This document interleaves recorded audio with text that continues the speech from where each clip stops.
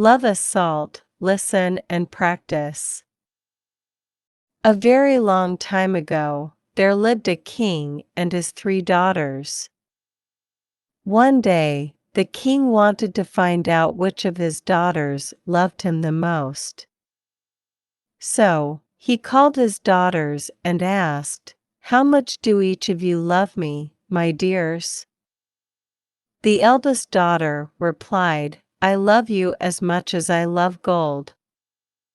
The king was happy. The second one replied, "I love you as much as I love diamonds." On hearing this, king was even happier.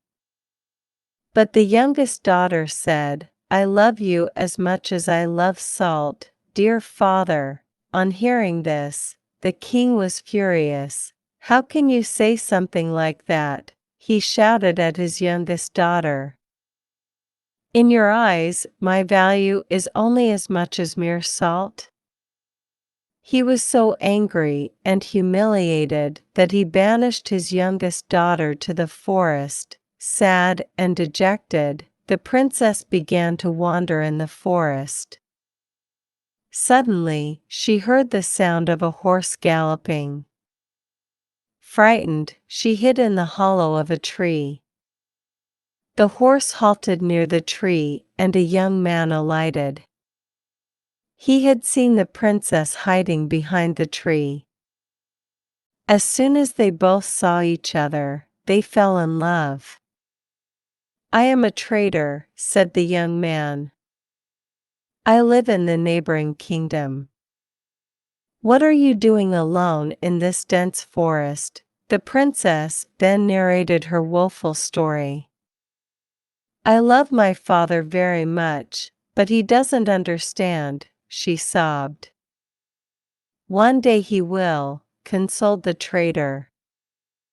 Soon they were married, and the youngest princess lived in a mansion with her husband, the trader. Then one day, it so happened that the king lost his way while hunting. For 2 days, he kept wandering in the forest. Then, as fate would have it, he reached the trader's mansion. Hungry and tired, he approached the trader and sought his help. Although the trader knew that the king was none other than his father-in-law, he kept quiet about it.